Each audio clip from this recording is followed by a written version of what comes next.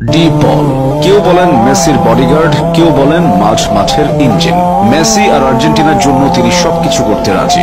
আর্জেন্টিনার জার্সি গায়ে ডি পল যেন ক্ষুধার্ত হয়ে ওঠেন। তার লং পাসগুলো প্রতিপক্ষের রক্ষণ চিরে বেরিয়ে যায়। মাঠের সেনানী হিসেবে পরিচিত ডি পলের ডেডিকেশন এবং পরিশ্রমের গল্পটা জেনে নেওয়া যাক। 2018 সালের কথা। আর্জেন্টিনার তখন টালমাটাল অবস্থা। রাশিয়া বিশ্বকাপে হারের পর দল থেকেই নিজেকে সরিয়ে নেওয়ার ঘোষণা দেন মেসি, কিন্তু দেশের প্রতি টান মেসিকে আবারও ফিরিয়ে আনেন। মেসি ফিরে এসে নতুন যে দলটা পেয়েছিলেন সেটার অন্যতম সদস্য ছিলেন ডি পল। দলের বাকিদের সঙ্গে মেসিকে পরিচিত করানোর ক্ষেত্রে ডি পল গুরুত্বপূর্ণ ভূমিকা রেখেছিলেন। ডি পলের কথাতেই সবাই মেসির জন্য উজাড় করে দিয়ে খেলতে থাকে। ডি পলের ক্ষেত্রে সর্বপ্রথম যে কথাটা সামনে আসে সেটা হলো ডেডিকেশন। আর্জেন্টিনার জার্সি গায়ে ডি পল তার শতভাগ দিচ্ছেন না, এমনটা কখনো হয় না। 2021 কোপা আমেরিকার পর থেকে তিনি আরো অপ্রতিরোধ্য হয়ে উঠেছেন। বল যোগান দেওয়ার ক্ষেত্রে হয়ে উঠেছেন দলের নিউক্লিয়াস।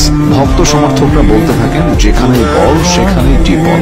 আর্জেন্টিনার জয়ী ম্যাচের স্কোর শিটে তার নাম দেখা যায় না, ডি বক্সে তার অ্যাসিস্টও দেখা যায় না। তিনি আসল কাজটা করেন মাঠ থেকে। বল নিয়ে মৌমাছির মতো ঘুরে বেড়ান, ডিফেন্স সেরা লং পাসে প্রতিপক্ষকে ভরকে দেন। এমন এক পাসেই 28 বছর পর আর্জেন্টিনা জিতেছিল কোপা আমেরিকার শিরোপা। ব্রাজিলের বিপক্ষে 2021 কোপা আমেরিকার ফাইনালে মাঠ থেকে ডি পলের সেই পাস জীবন্ত হয়ে থাকবে যুগ যুগান্তর।